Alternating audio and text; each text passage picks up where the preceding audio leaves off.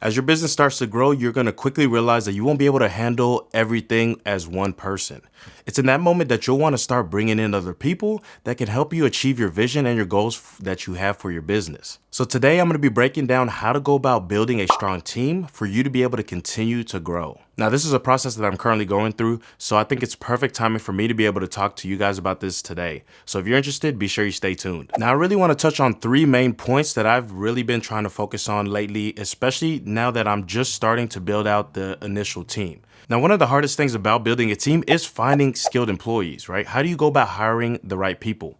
Now, one thing I want to touch on first is you want to make sure that you take your time, right? You don't want to feel like you're in a rush to hire, and you never want to be in a position where you realize that you need to hire immediately, right? Because that's whenever you start making mistakes, you hire people who maybe aren't the right person for the job, and you realize that it starts costing you more than it should. And what I mean by that is, imagine if you want a specific person for a role and you hire the wrong person. Now, not only have you hired the wrong person, but now you're paying this person. Maybe he's costing you money in terms of he's hurting your company more than he's helping it. And you will eventually have to give him some sort of severance or reason to leave, especially in the US, depending on what kind of business that you're running. You might not be able to easily fire people, right? Now, you really want to make sure that you take your time when it comes to hiring, and you want to make sure that you're also hiring before you actually need your employees. Because one thing is that you never want to be in a situation where you realize you need somebody yesterday and now you have to quickly try to hire that person. You always want to be, there's a saying out there that is hire slow, fire fast, right? And that's the mindset that you want to be.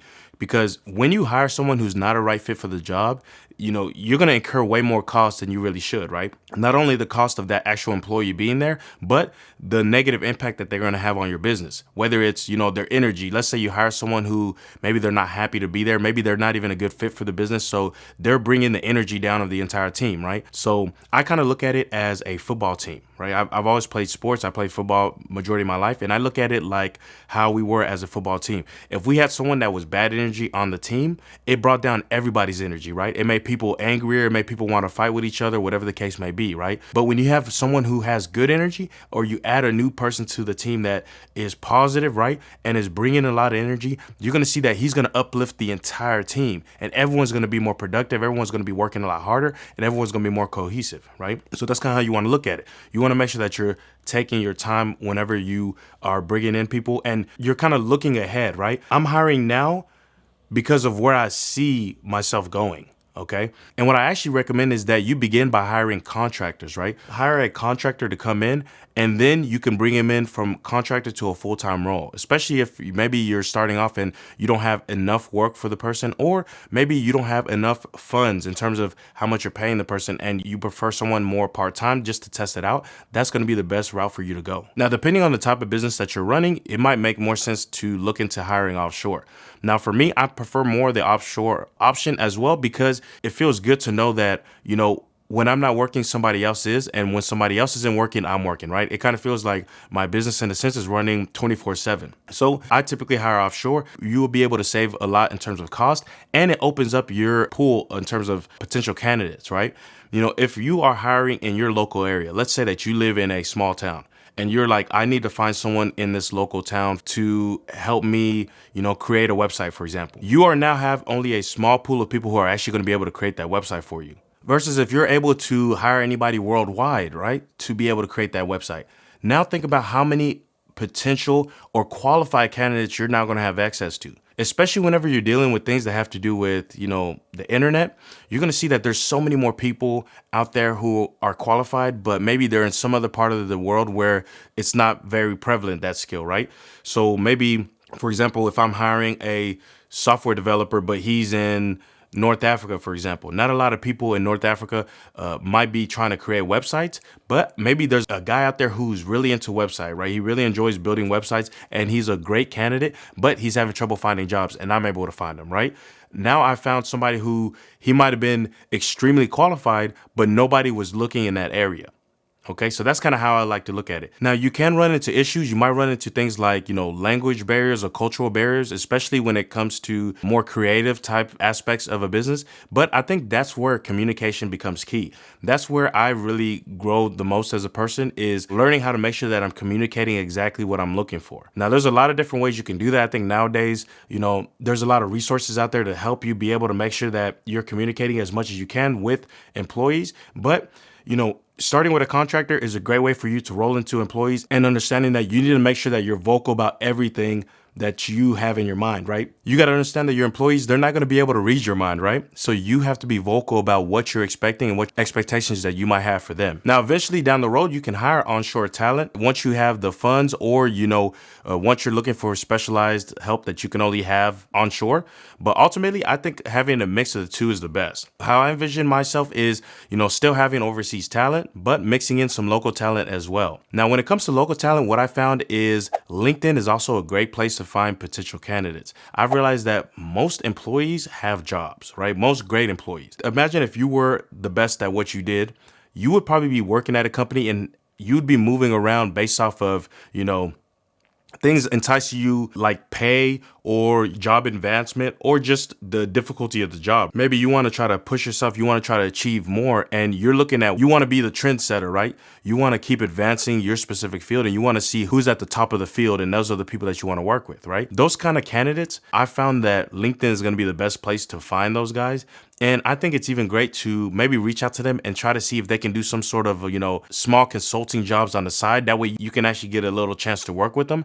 And then you try to entice them to work with you full time. But just know, guys, with those kind of candidates, you are going to have to pay top dollar for them, right? Because they're going to be your top players, right? They're going to be like the star player on your team. So those are the ones that you're going to have to really put down the cash for. Now, another point when building your team that I really have to try to focus hard on is providing training or development for your teammates, okay, or your team members. Now, this is something that I'm constantly working on. I've done a lot for myself, but I've been looking even deeper into doing for employees or anybody that I'm hiring, right? You want to be constantly trying to develop your team, trying to, help them keep improving and ultimately being able to reach whatever the goals that they have for themselves. Because you got to keep in mind that even though you're running a business, every individual has their own hopes, have their own dreams, or their own goals in their mind, right? You make sure that your goals are aligned with everybody that's on your team, right? All your employees.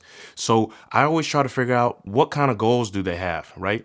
What is their ultimate trajectory? And can I help them reach that trajectory? It might be a situation where maybe they're not going to be working for you forever. There's going to be a lot of people out there who maybe they have goals to achieve things that are bigger than what they can do at your company. That's fine. If you can help them at least reach the goals that they have while they're working with you, and ultimately you're helping them achieve growth in their life, personal growth, before they leave and go somewhere else, then I think that's going to be a win for both sides, right? They're able to help you and your company grow while you're able to help them grow professionally and personally. And at the end of the day, I think they're going to be ultimately happier for that. It's two sides leaving amicably, and you guys both being in a situation where it was a beneficial for both sides. So I don't always look at it as like, I think sometimes people are worried about educating or developing their employees because, hey, what if I spend $500 a year developing each of my employees and then they end up deciding to go somewhere else? I think it's about you helping them reach their goals. They're going to be appreciative of that. And down the road, I think it's going to be a win for both of you guys. Now, another question that I always ran into is whether I should be promoting employees to roles that they have no experience in. Maybe you're developing employees, but should you also promote them? I think that typically, it depends on what type of role it is, right? I say typically no in terms of taking an employee from maybe, let's say, customer service all the way up to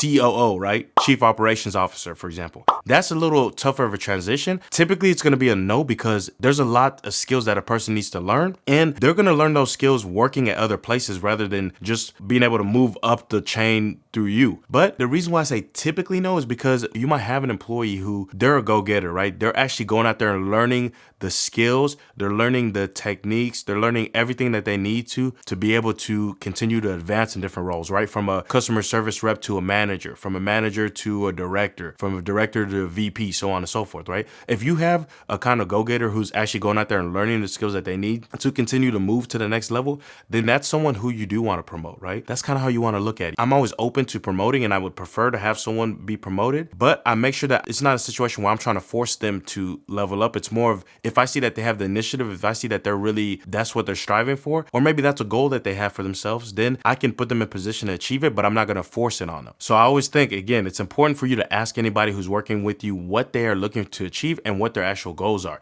Once you know that, then you can actually try to help them get to whatever those goals are. If it aligns with what you're trying to achieve as a company, then it makes sense for you guys to both shoot to that direction. Now, another point that you want to focus on whenever you're building a team is making sure that you're building a positive company culture. Okay. Now, this is going to be especially important whenever your team is starting to grow really big, really fast. Okay. In the beginning, what's going to happen is you're going to be able to interview each individual person, right? You're going to be able to maybe spend time, go out to dinner with each individual person that you're hiring, get to know their energy, what type of person they are, whether they're going to gel good with your team, right? And you're going to be able to even instill and let them know what kind of team that you're building. But as you start growing quickly, as your team starts going to the 10, 20, 30, so on and so forth, you're going to realize that you might not have time to interview each person and you might not be spending time with each person. It becomes to where teams are kind of siloed off, especially working remotely, right? Where there's a marketing department, there's a finance team, there's a customer service team, and those teams are they're interacting with each other, but maybe not interacting with the other teams. And that's when situations happen where the stronger personalities kind of take over, especially if there's not a company culture, and they kind of create the culture in of themselves. Or maybe the managers are the ones who kind of create the cultures themselves. And now all these different teams are pretty much, they kind of feel like being in different companies, you see?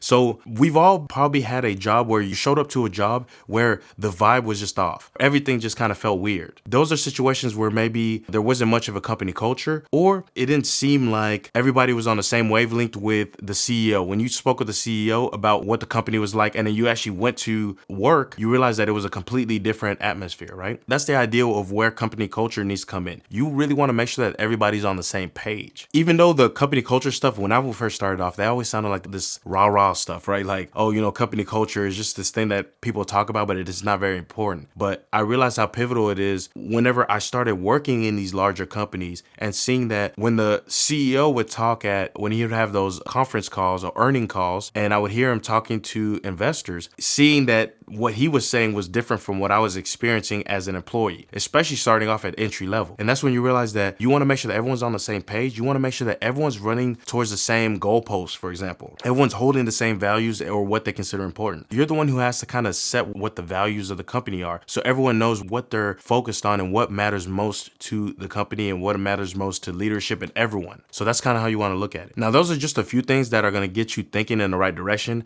I'm currently going through this as well. I'm looking to continue to grow and add more people to the team. And so let me know what your thoughts are if you're currently going through this, and in the comments down below, tell me exactly what questions that you might have had, what experiences that you might have had, and let's kind of learn together. Okay. So let me know what other questions you might have about building a business. I'd be happy to shoot more videos on that and kind of tell you guys what my experiences have been so far. Okay. Other than that, guys, be sure you hit that subscribe button down below. I appreciate y'all watching, and I'll see you at the next one. Peace.